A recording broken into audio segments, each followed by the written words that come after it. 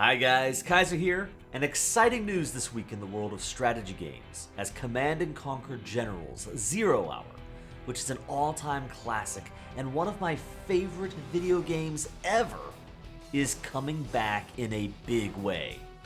EA Games, the developer of 0 Hour, has released the source code for the game. It is hard to understate just how huge of an update this is. This is basically the keys to the kingdom. Releasing the source code puts the future of the game in the hands of the fan base to bring 0 Hour into 2025. I found this Reddit post really exciting. They say 64-bit support, cross-platform, multi-threaded, Vulkan with smarter AI, in smooth 144 frames per second without multiplayer desync. That's all possible now because the community can now focus on improving the code base instead of reverse engineering it from scratch. So yeah, the future of 0 Hour is looking really bright. This is so much better than a definitive edition.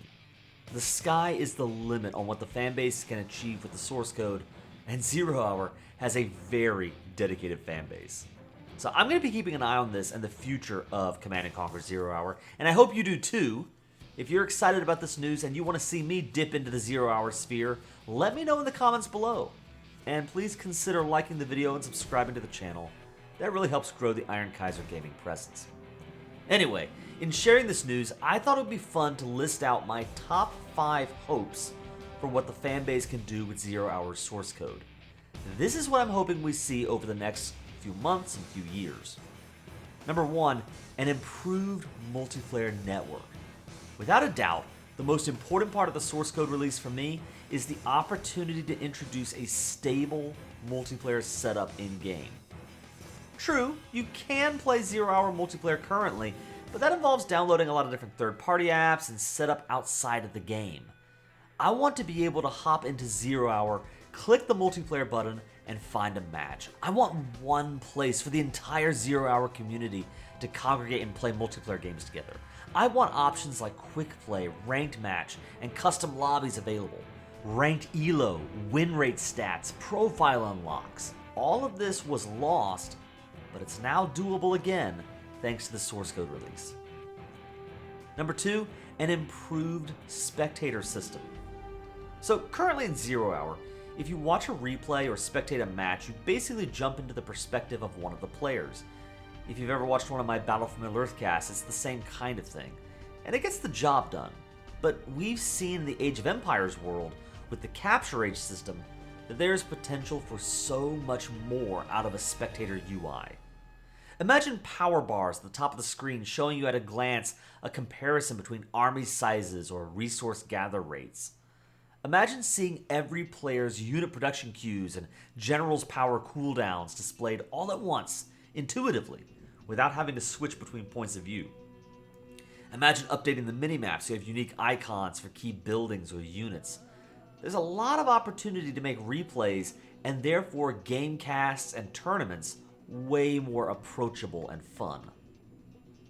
Number 3, engine improvements. Now this goes without saying, and I think for a lot of people this would be their number 1 priority. Stuff like support for modern resolutions and dual screen setups, hotkey customizations, loading and lag reductions. Those should all be important parts of what the fan developers fix with this game. A big one for me personally is the ability to move the camera farther up. It is way too close to the action by default. I'm excited to see what they do with the engine over the next couple of years. Number 4, mod compatibility.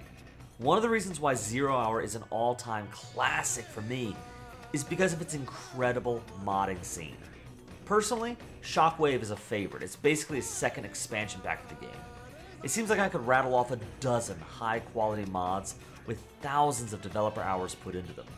And at the very least, I hope that these engine changes don't break those various mods so I can keep playing them.